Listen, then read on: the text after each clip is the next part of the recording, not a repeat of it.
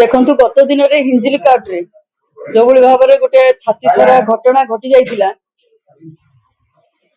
ଗୋଟେ 3 ବର୍ଷର ଶିଶୁ ସାମ୍ନାରେ ମା କୁ ହତ୍ୟା କରାଯାଇଥିଲା ଏବଂ ସେଇ ଶିଶୁକୁ ଆମର ଚାଇଲ୍ଡ ୱେଲଫେୟାର କମିଟି ରେସ୍କ୍ୟୁ କରିକି ଉତ୍କଳ ବାଳାଶ୍ରମରେ ବର୍ତ୍ତମାନ ରଖିଛନ୍ତି। ଆମେ ସେ ଛୁଆକୁ ଦେଖିବାକୁ ଯାଇଥିଲୁ।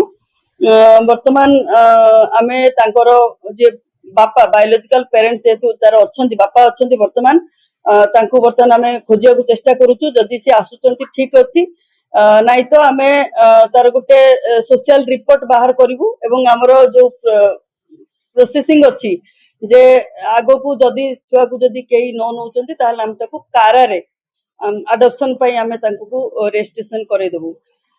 ବର୍ତ୍ତମାନ ଆମେ ଛୁଆକୁ ଦେଖିଲି, ତାର ହେଲ୍ଥ କଣ୍ଡିସନ ଭଲ ଅଛି ଏବଂ ଆମେ ଶୁଣିବାକୁ ପାଇଲୁ ଛୁଆ ଟିକେ ଭୟଭୀତ ଥିଲା, କିନ୍ତୁ ସେ ଉତ୍କଳ ବାଳାଶ୍ରମର ଯୋଉମାନେ ଅଛନ୍ତି କେୟାର ତାର ଭଲ ନେଇଛନ୍ତି। ବର୍ତ୍ତମାନ ସବୁ ଠିକ ଅଛି।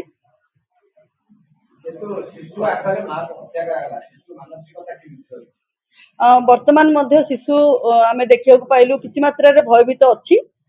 ତାକୁ କାଉନସିଲିଂ ବି କରାଯାଉଛି, ଛୋଟ ଛୁଆଟା, ତେଣୁ ତାର କେୟାର ମଧ୍ୟ ନିଆଯାଉଛି। ମୁଁ ଭାବୁଛି ଧୀରେ ଧୀରେ ସେ ନିଶ୍ଚୟ ଗୋଟେ ନର୍ମାଲ କଣ୍ଡିସନକୁ ଆସିଯିବ।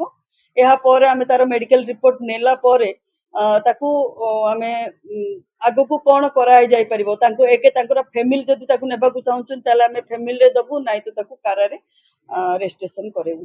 ଦେଖନ୍ତୁ ଆମର এই ঘটনা প্রকট ହେଲା ପରେ ଆମର କମିଶନର ତରଫରୁ ଗୋଟେ ସୋମୋଟୋ କଗ୍ନିଜେନ୍ସରେ କେସ୍ ଗୋଟେ ଦିଆହେଇଛି। ଡିସିପି ୟୁନିଟ୍ରୁ ଆମେ ଗୋଟେ ଏଟିଆର ମାଗିଛୁ এই ଘଟଣା କୋଉ କଣ୍ଡିସନରେ ଘଟିଲା, ଛୁଆ ବର୍ତ୍ତମାନ କିଭଳି ଅଛି। ଏବଂ ଆଜି ମୋର କମିଶନର ଆଉ 2 ଜଣ ମେମ୍ବର କସ୍ତୁରୀ ମିଶ୍ର ଏବଂ ମନସ୍ମିତା ଖୁଣ୍ଟିଆ ଆମେ ଗୋଟେ ଟିମ୍ ହେଇକି ଆସିଛୁ। ବର୍ତ୍ତମାନ ହିଞ୍ଜିଲିକାଟୁ ଥାନାକୁ ମଧ୍ୟ ଯିବୁ। ଥାନାରେ କୋଉ କଣ୍ଡିସନରେ ସେ ମା ଆଉ ଝିଅ ସେଇଠି ବସିଥିଲେ, ତାଙ୍କୁ କାହିଁକି ସୁରକ୍ଷା ଦିଆଯାଇ ପାରିଲା ନାହିଁ, ତା ଉପରେ ଆମେ ଚାର୍ଜସିଟ୍ ମଧ୍ୟ ଦାଖଲ କରିବାକୁ ପୋଲିସକୁ ଅଲରେଡି ଆମେ ଲେଟର କରିଛୁ। ଏବଂ ଏଇଭଳି କଣ୍ଡିସନର କିଭଳି ଭାବରେ ପୁନରାବୃତ୍ତି ନ ହବ ଏଭଳି ଘଟଣା, ତା ଉପରେ ପୋଲିସ ବିଭାଗ କଣ ସେମାନେ କାମ କରିବେ ଏବଂ କଣ ସେମାନେ ଷ୍ଟେପ ନେଇଛନ୍ତି ତା ଉପରେ ମଧ୍ୟ ଆମେ ଡିସ୍କସନ କରିବୁ। ଆମ ସାମ୍ନାରେ ଯେତେବେଳେ ସମ୍ପୂର୍ଣ୍ଣ ବିବରଣୀ ଆସିବ ସେତେବେଳେ ଆମେ ଆପଣଙ୍କ ନିକଟରେ ରଖିବୁ। ଆମକୁ ଯେତେବେଳେ ଏଟିଆର ଆସିବ ଏବଂ ଚାର୍ଜସିଟ୍ ଆସିବ ଆମେ ଆପଣଙ୍କ ନିକଟରେ ସେ ସମସ୍ତ ତଥ୍ୟ ରଖିବୁ। ଦେଖନ୍ତୁ ଦେଖନ୍ତୁ ପ୍ରତ୍ୟେକ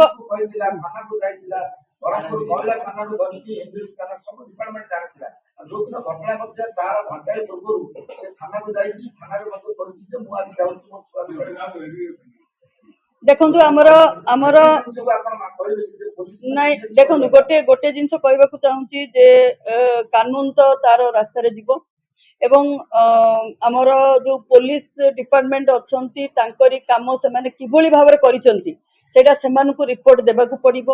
ଆମେ ଯେହେତୁ ଚାଇଲ୍ଡ କମିଶନର ଭାବରେ ବେଷ୍ଟ ଇଣ୍ଟରେଷ୍ଟ ଅଫ ଚାଇଲ୍ଡ, ବର୍ତ୍ତମାନ ଯେହେତୁ ଗୋଟେ ଛୁଆର ମୁଣ୍ଡ ଉପରୁ ତାର ମାର ହାତ ପଳେଇଛି, ତେଣୁ ସେ ଛୁଆକୁ କିଭଳି ଭାବରେ ଆମେ କେୟାର ଆଣ୍ଡ ପ୍ରୋଟେକ୍ସନ ଦେଇପାରିବୁ ତା ଉପରେ ଆମେ କଣ କରିପାରିବୁ ତା ଉପରେ ନିଶ୍ଚୟ କାମ କରିବୁ। ଏବଂ ଏଭଳି ଭାବରେ କୌଣସି ପିଲାର ମୁଣ୍ଡ ଉପରୁ ତାର ମା ବାପାର ମାନେ ହାତ ନ ଯାଉ, କିଭଳି ଭାବରେ ଆ ଉପରେ ପୋଲିସ ପ୍ରଶାସନ କାମ କରିବେ ଏବଂ ସରକାରଙ୍କୁ ମଧ୍ୟ ଆମେ ନିଶ୍ଚୟ ଆ ଉପରେ ଗୋଟେ ଲେଟର ପଠାଇବୁ।